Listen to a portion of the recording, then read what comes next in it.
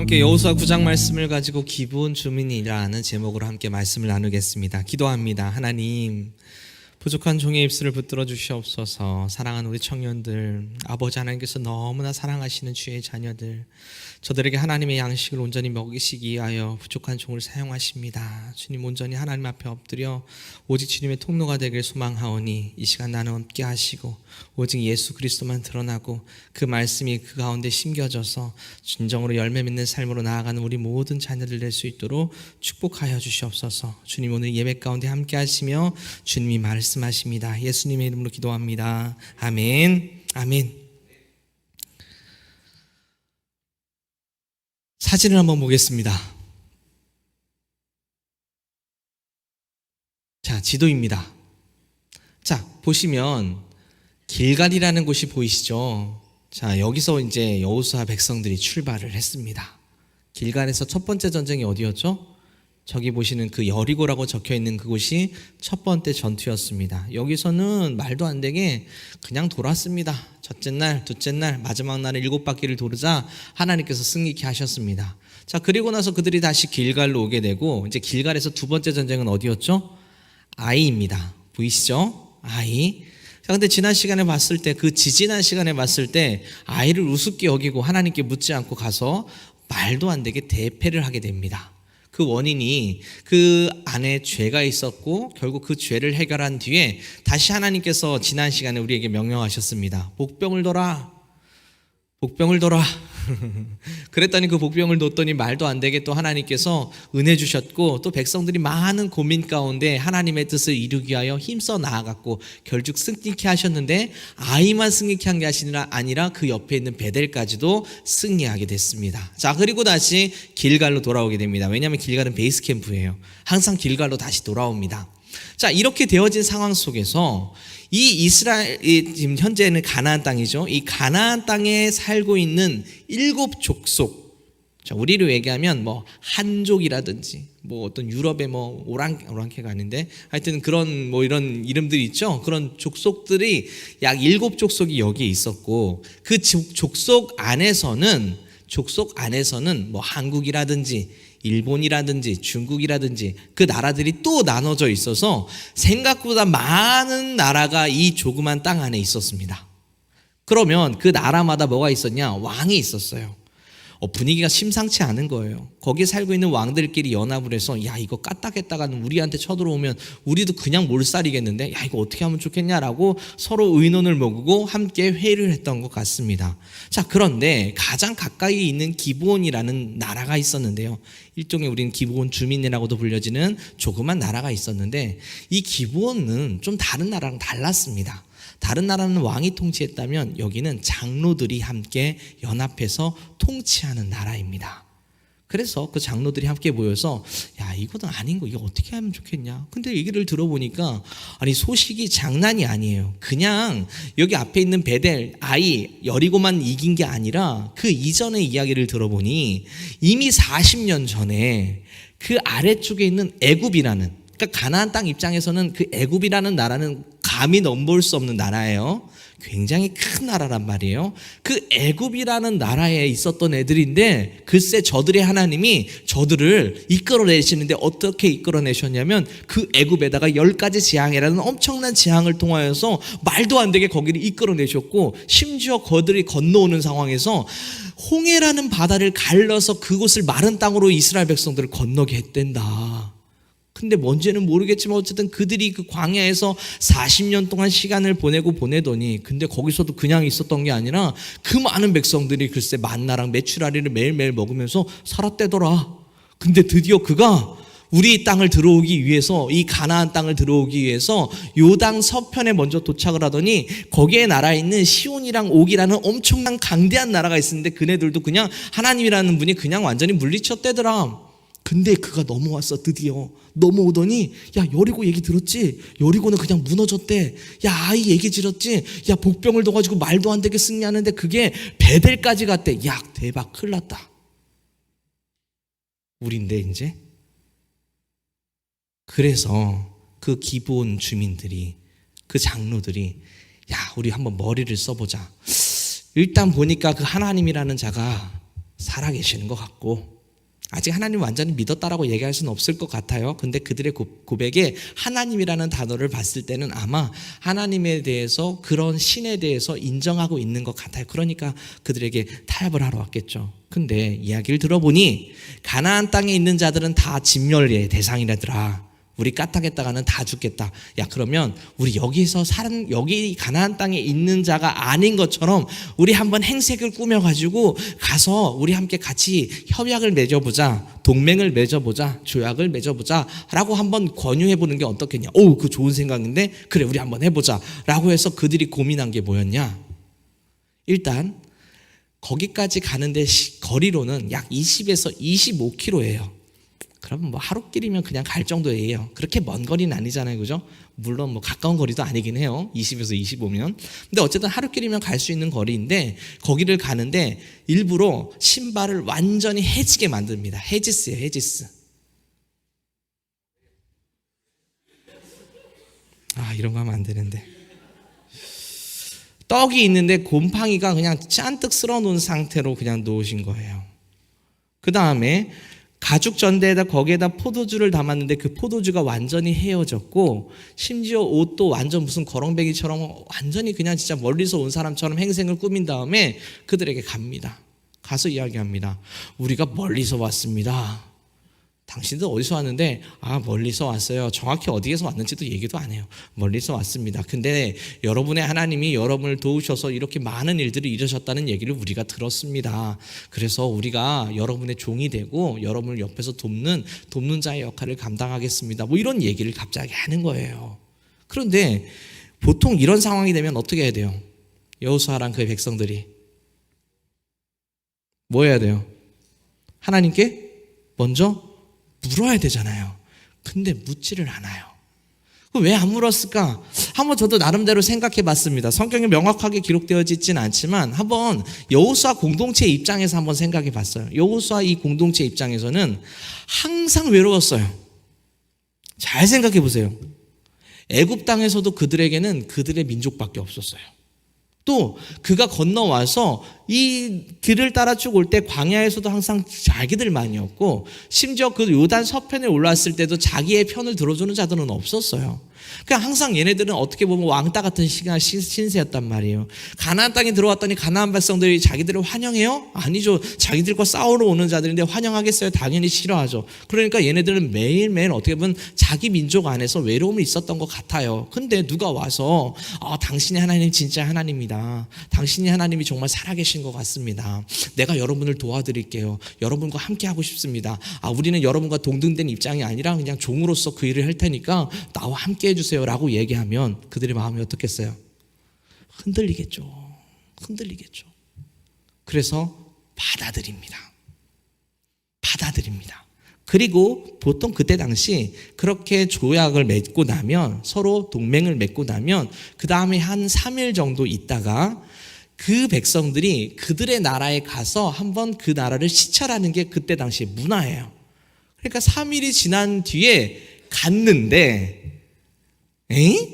한참을 갈 줄 알았는데 그냥 하루길 가고 나니까 도착했다는 거예요. 속았다. 진장. 알고 보니 가나안 백성이었던 겁니다. 이미 하나님 앞에 이것들을, 모든 것들을 약속하고 서로 협약하고 한 상태이기 때문에 하나님 앞에서 이것들을 물을 수는 없어요.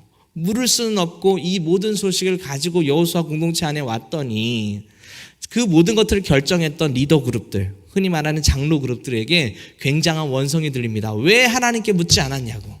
원성이 일어나게 돼요. 그 원성이 이야기를 듣고 난 뒤에 그들도 역시 그것에 대해서 크게 말을 못하고, 그러나 어쩌하겠니, 이것이 하나님 앞에 약속이 되어졌으니 우리가 저들을 그냥 두면 안 된다, 우리가 그냥 이해해 줘야 된다 라고 하면서 여호수아가 그들에게 이야기를 하게 되고, 결국 그때부터 시작해서 이 기브온 족속이 이스라엘과 함께 지내게 됩니다. 그때 여호수아가 한 얘기가 22절, 23절 말씀입니다. 같이 한번 읽어볼게요. 22절, 23절 말씀 함께 읽겠습니다. 시작. 여호수아가 그들을 불러다가 말하여 이르되 너희가 우리 가운데에 거주하면서 어찌하여 심히 먼 곳에서 왔다고 하여 우리를 속였느냐. 그러므로 너희가 저주를 받나니 너희가 대를 이어 종이 되어 다 내 하나님의 집을 위하여 나무를 패며 물을 깃는 자가 이제 되리라. 앞으로 너희들은 대를 이어서 너희뿐만이 아니라 너희 후손들까지도 우리에게 종이 되어져서 하나님의 전을 위해서 나무 패는 일을 해야 될 것이다 라는 이야기를 합니다. 뭐 제사를 드리니까 그 나무들이 필요하잖아요. 그럼 장작을 누가 하는 거예요? 다 얘네들이 열심히 준비해서 하면 그걸 가지고 하나님 앞에 예배 드렸던 것으로 보여집니다. 오늘 이 말씀을 가지고 저도 한번 고민해 봤습니다. 주님, 과연 이 말씀을 통해서 지금 우리에게 무엇을 말씀하시나요? 하나님, 이 말씀이 과연 우리에게 지금 어떠한 의미를 갖고 있는 건가요? 라는 말씀으로 또 고민할 때 또 지난주 말씀이 기억나더라고요. 지난주 하나님께서 분명히 뭘 말씀하셨습니까? 복병을 덜아. 그 이상에 대해서는 말씀하지 않으셨습니다. 그 나머지에 대해서는 누가 고민했습니까? 여호수아와 그의 백성들이 함께 고민하며 결국 그 일들을 완성해 갔더라는 거죠. 근데 오늘도 보니까 어쨌든 그들과 함께일 수밖에 없는 상황이 되어졌을 때에 여호수아가 묘하게 거기에다가 하나 더 얹어서 너희들이 우리의 종이 될 거야 만으로 끝나는 게 아니라 거기다 뭔가를 하나 더 얹어서 그들에게 명령하고 있습니다. 오늘 좀 전에 읽었던 말씀이 있어요. 뭘 하나 더 얹었을까요? 뭘 하나 더 얹었을까요? 뭘 위해서? 하나님의 집을 위해서 종이 되라고 이야기합니다. 그 앞에 내용에 보면 그 얘기가 없어요. 근데 오늘 딱 여호수아가 진짜 선포하는 이 23절의 말씀에는 그냥 종이 되어라 라는 얘기에서 끝난 게 아니라 하나님의 집을 위하여 나무 패는 일을 해라 라고 이야기합니다. 그 말은 그들이 이제는 거기서 뭐 하게 되는 거예요? 항상 성전에서 열심히 나무를 패는 일을 하게 됩니다. 근데 이게 얼마나 놀라운 일로 바뀌는 줄 아세요? 자, 참고로 기브온 주민은 하나님을 아는 민족이니까 모르는 민족입니까? 모르는 민족입니다. 그 모르는 민족이 하나님의 백성 안에 들어왔습니다. 그러면 여기서 진짜 그들이 하나님을 만나는 최고의 방법은 어딜까요? 성전 가까이 있는 거겠죠. 그래서 그들을 성전 가까이에 갖다 넣었어요. 갖다 넣었더니요, 그 다음 어떤 일이 일어나냐면 이 뒤에 역사상 이제 여호수아 시대가 끝나고 뭐 사사 시대가 오고 그 다음 뭐 왕정 시대에 와서 여러분이 알고 있는 다윗의 얘기가 나오고 솔로몬의 이야기가 나오고 그 뒤로는 또 이스라엘 남과 북으로 나눠져서 북이스라엘 뭐 아수르에게 멸망하고 한참 뒤 얘기죠. 지금 제가 이 성경 역사를 쭉 얘기하는 거예요. 한참 뒤에 얘기. 그런데 이제 남유다가 남아 있었는데 남유다를 바벨론이라는 나라가 포로로 끌려가는 일이 있게 됩니다. 한참 뒤에요. 정말 한참 뒤에요. 그때 기브온 주민이 뭐 하고 있었을까? 같이 끌려갔겠죠. 그게 진짜 2세대, 3세대일 거 아니에요. 그들도 바벨론으로 동일하게 끌려갔을 것입니다. 그런데 그 바벨론이라는 나라가 얼마나 후한 나라이냐면 이스라엘 백성들, 그러니까 이 남유다 백성이라고 하는 그 이스라엘 백성들을 나름대로 자치권을 좀 인정을 해주는 나라였습니다. 근데 바벨론이 지난 뒤에 페르시아라는 나라가 들어왔을 때는 얼마나 대단하게 그들에게 자유권을 주냐면 그들의 종교도 인정하고 심지어 그들의 재산권을 가질 수 있도록 또 도와주고, 혹시 여러분 300의 영화를 혹시 보셨는지 모르겠어요. 옛날 얘기지만 300이라는 영화에 보면 나는 관대하다라고 하면서 빡빡머리 왕이 있습니다. 아시나 모르겠네요. 몰라도 좋습니다. 그 사람이 페르시아 왕이거든요. 페르시아의 왕 중에 하나예요. 심지어 그 사람을 성경에서 나오는 에스더의 남편이다라고도 이야기를 합니다. 어쨌든 그 관대하다라는, 페르시아의 그 관대하다라는 의미가 뭐냐면 모든 나라에게 그냥 자치권을 허락하고 심지어 그들에게 재산권도 허락해서 우리로 얘기하면 그냥 미국에서 이민가 있는 같은 느낌으로서 살 수 있는 그런 여건들을 허락해 준 거예요. 근데 살만하잖아요. 근데 하나님이 말씀에 뭐라고 말씀하셨냐면 너희들이 바벨론으로 포로로 끌려간 뒤에 70년 뒤에 다시 이스라엘로 돌아와서 너희들이 나를 위해서 성전을 짓게 될 것이다. 뭐 이런 약속을 하셨단 말이에요. 근데 실제로 그 페르시아의 첫 번째 왕이었던 고레스라는 왕이 하나님의 계시를 받고 거기에 있는 많은 백성들에게 자 너희들 가운데 하나님 백성이 있다며 야 너희들 가운데 하나님을 믿는 자들이 있다며 이스라엘 백성들 너희들이 있다며 야 니들 그러면 다시 예루살렘으로 돌아가서 성전을 지어라 하나님이 나에게 그렇게 명령하셨다 이런 이야기를 하게 되는 거예요. 자 그러면 자 여러분이 한번 생각해 보세요. 바벨론의 포로로 끌려가 페르시아의 포로로 있는 이스라엘 백성들 입장에서 거기에 남아있는 게 좋을까요? 예루살렘으로 가서 성전을 지은 게 좋을까요? 영적으로 봤을 땐 당연히 그곳에 가서 성전을 짓는 게 맞겠지만 남아있는 게 훨씬 편해요. 먹고 살만 하다니까요. 재산도 있다니까요. 그냥 여기 있으면 그냥 편하게 살 수 있어요. 근데 만약에 거기에서 예루살렘으로 가게 되면 굉장히 어려운 일이 있게 돼요. 일단은 완전 맨바닥에서 건축을 시작을 해야 된단 말이에요. 이런 상황에 놓여 있는데 가려고 하겠어요? 안 가려고 하겠어요? 잘 안 가려고 하겠죠. 그래서 그때 떠났던 명단이 있는데 그게 에스라 2장의 말씀이에요. 신기하게 이번 주 금요일 날 제가 설교인데 이 에스라 2장 말씀을 가지고 설교를 할 계획입니다. 어쨌든 그 에스라 2장의 거기에 말씀에 가만히 보면 지파별로 나름대로 하나님께서 은혜를 주셔서 돌아오게 한, 뭐 물론 지파라고 해봐야 이제 유다 지파 쪽 그쪽의 족속들밖에 남지 않았는 상황이었는데 베냐민 좀 있고 뭐 그런 지파인데 하여튼 그 지파의 가족들별로 이름이 쓰여져 있는데 거기에 보니까 신기한 이름이 하나 있습니다. 에스라 2장 43절 말씀 같이 한번 읽어봅시다. 시작. 느디님 사람들은 시아 자손과 하수바 자손과 답바옷 자손과 자 여기서 느비딤 사람들이 그들도 돌아왔다라고 이야기를 합니다. 그러면 이 느비딤이라는 게 뭐냐면 성전에서 봉사하여 그것들을 맡고 있는 노예들 뭐 이런 의미를 갖고 있어요. 그럼 우리는 생각이 납니다. 누구예요?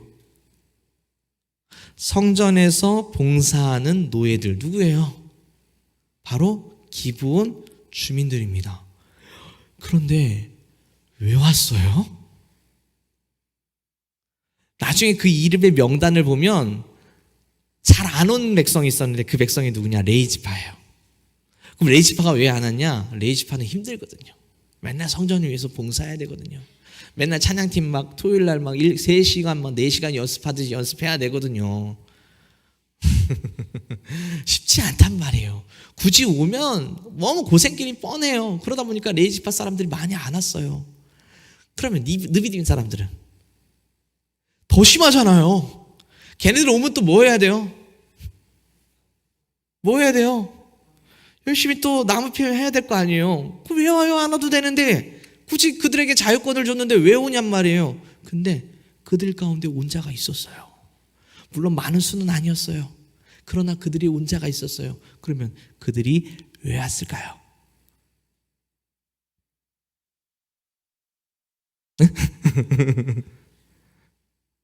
진짜 하나님을 만난 거예요. 진짜 그 하나님의 약속을 믿은 거예요. 하나님과 함께 하시는 그 은혜가 뭔지를 안 거예요. 이 시작이 어디였다고요? 처음에 기브온 주민들.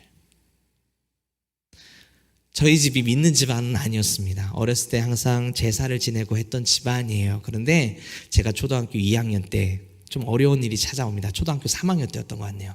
좀 어려운 일이 찾아옵니다. 저희 아버지가 같이 운전을 하고 가다가 시골에 갔다가 올라오는 길이었어요. 그때 당시 뭐 저희 할아버지가 돌아가셔서 49제를 지내고 수원으로 이제 제가 수원에 살았거든요. 전주에 있는 저쪽 멀리 남원에까지 갔다가 전주에 들려서 수원에 올라오는 길이었는데 아버지가 운전하는 그 차에 저도 있었고 뭐 저희 가족들이 다 타고 있었는데 그 횡단보도에서 어떤 할머니 한 분이 걸어가시다가 멈췄어야 되는데 그냥 가신 거예요. 그래서 그냥 그대로 받으셔서 그분이 그 자리에서 돌아가셨어요. 그래서 저희 집안에 좀 어려운 일이 찾아오게 됩니다. 그래서 저희 아버지가 그 문제를 해결하시기 위해서 감옥에 들어가시게 됐고 뭐 여러 가지 이유 때문에 거의 한 6개월 정도 그 구치소 생활을 하시다가 결국 재판을 2번 하고 나서 풀려나시게 됐어요.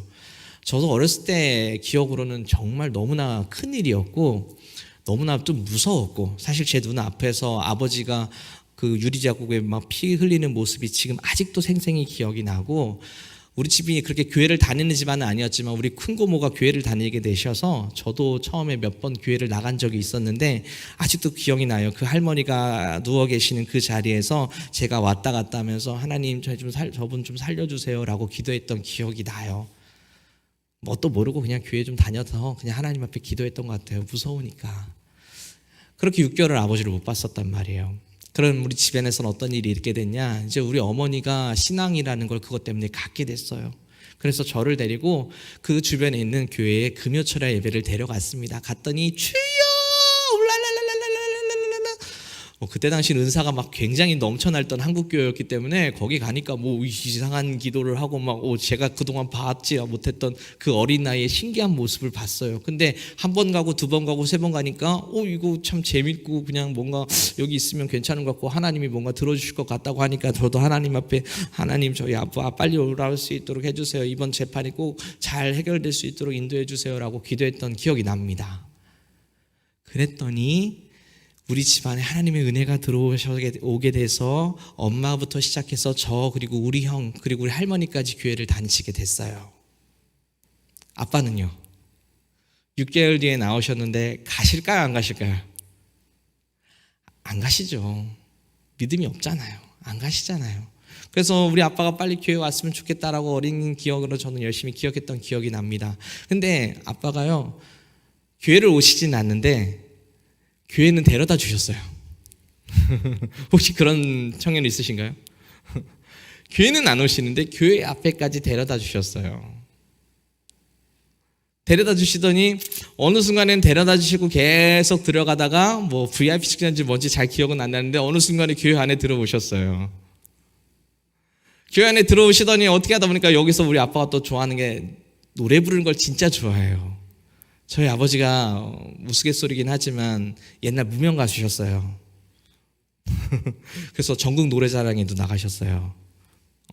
저희 나름대로 지금 살고 있는 하동이라는 조그만 도시의 그 면에서는 가수로 통하시는 분이에요. 나름. 그런 아버지 좋아하는 그 노래를 통하여서 찬양을 좋아하시기 시작했고 하면서 거기서 찬양을 부르기 시작했어요. 믿음 있으셨을까요? 없으셨을까요? 없으셨어요. 근데 시간이 지나고 제가 또 장성하게 되고 20살이 넘어가기 시작하니까 어느 순간 우리 아빠가 집사가 되셨더라고요. 그러더니 어느 정도 시간이 또 지나고 나니까 제가 또 이제 목회자가 되기 위해서 신학교에 들어간다고 하고 뭐 이런저런 이유고 있고 하니까 어느 순간에 보니까 저희 아버지가 안수 집사가 되어 계시더라고요. 물론 지금도 약간 날라리 우리 아빠도 볼 텐데 좀 이렇게 하시는 그런 안수 집사님이세요. 그렇지만 아직까지 그렇게 우리 아버지에게 믿음이 강력하게 들어갔는지는 잘은 모르겠지만 아들이 목회를 하기 시작하니까 아들의 하는 설교를 듣기 시작하시더라고요. 그리고 어느 날은 저에게 그런 얘기를 하더라고요. 은혜 받았다고. 은혜 받았다고. 사랑하는 여러분, 느비dim 사람들, 기본 주민들, 죽을 수밖에 없는 존재였어요. 그런데 그들이 그 성전에 들어와서 그 공동체에 들어와서 성전에서 나무 패다가 구원 얻게 됐어요. 이 얼마나 놀라운 일이에요. 이 얼마나 하나님의 놀라운 기적이에요. 죽을 수밖에 없었다니까요. 이제 우리 청년교구의 VIP가 얼마 있으면 진행됩니다. 뭐 VIP라고 해봐야 이번에 나이키 마켓 하고 제가 볼 때는 잠깐 떠나 있는 청년들을 함께 이 자리에 불러드리는 아마 시간이 되지 않을까 생각이 듭니다. 사랑하는 여러분, 정말 여러분이 사랑하는 자들이 있으십니까? 정말 여러분이 정말 이분만큼은, 진짜 이 사람만큼은 나와 함께 하나님 나라에 들어가야 됐으면 좋겠다라는 그런 마음이 품어지는 자들이 있으십니까? 우리 힘으로 안 되는 거 아시죠? 우리가 해야 될 것은 뭐냐? 그분이 이 하나님의 성전 안에 한번 앉아볼 수 있도록 기회를 허락해 보세요.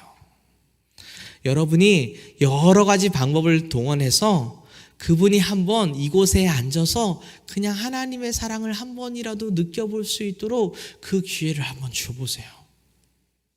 그게 바로 여호수아가 했던 방책이었습니다. 그냥 종으로 사용될 수 있었어요. 그냥 집에 있는 가정부로 쓸 수 있었단 말이에요. 그런데 여호수아의 마음 가운데는 그들을 그냥 가운데 그렇게 둬봤자 그들에게 유익될 것이 없기에 종으로 쓰더라도 하나님의 성전에 있는 종으로 사용하여져서 그들이 항상 하나님 옆에 있을 수 있고 항상 그 하나님을 경험할 수밖에 없도록 그 일들을 만들어갔던 그 여호수아의 지혜, 그 지혜가 여러분 모두에게 있게 되기를 주님의 이름으로 축복합니다. 이 말씀을 듣고 그대로 행하는 자에게 하나님께서 역사하셔서 오늘 이 느비림 사람들과 같은 기브온 주민들과 같은 그 놀라운 축복이 여러분의 그 가정과 여러분의 그 사랑하는 친구와 여러분이 사랑하는 그 지인을 통하여 역사될 것을 예수 그리스도의 이름으로 축복합니다.